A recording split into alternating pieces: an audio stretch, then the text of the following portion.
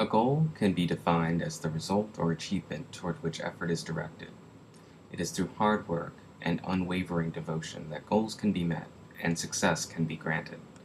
However, obtaining goals is not always the easiest thing to do. Sometimes life creates obstacles.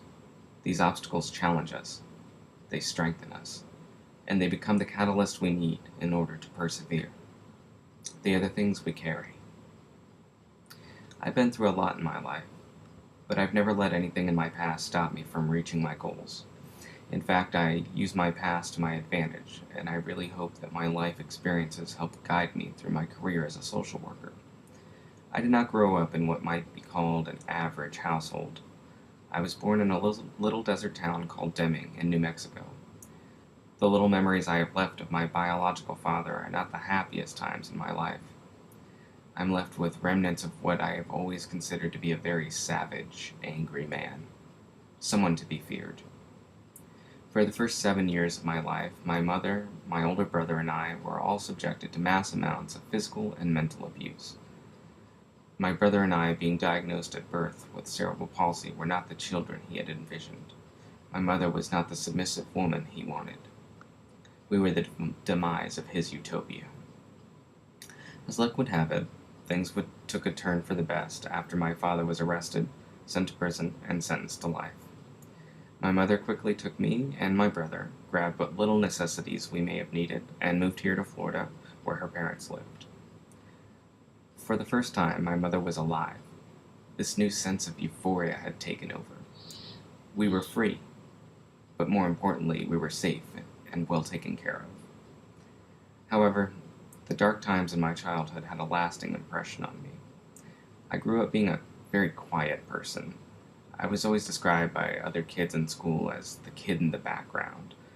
By the time I started high school, I realized that I wanted more out of life. I did not want to be the person everyone overlooked. This is why I began to open up to others and give people a fair chance to know who I was.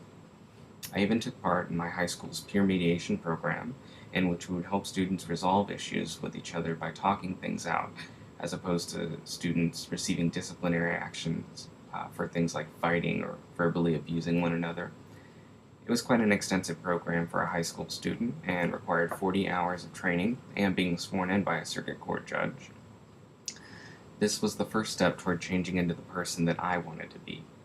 I started taking up acting in high school, which helped as well.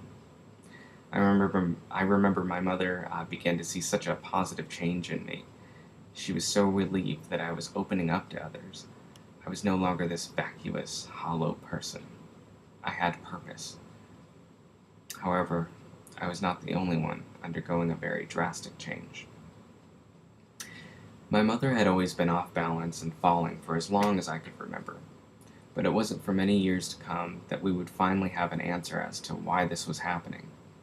In the summer of 2001, my mother was diagnosed with ALS, or Lou Gehrig's disease. She was diagnosed at a point in time when ALS was less heard of by mainstream healthcare professionals, and long before the ice bucket challenges that swept the nation this past year and raised so much more awareness for the disease. I remember initially my mother was diagnosed with everything under the sun and then some. It took years of being referred from doctor to doctor to finally get a conclusive diagnosis. This caused so much strain and anxiety for her. I think sometimes it's overlooked what a toll this can take on a person, both mentally and physically. This disease completely breaks down the nerve cells that control voluntary muscle movement. Ultimately, my mother was left in complete paralysis and unable to eat orally or speak. Our only way of communication was through a letterboard. I would point to a letter, and she would use eye blinks, 2 for no, or 1 for yes. I grew so accustomed to this way of communication that sometimes I did not even need the letterboard. She was in my care along with a few friends of hers until her nearly 5-year battle with the illness ended.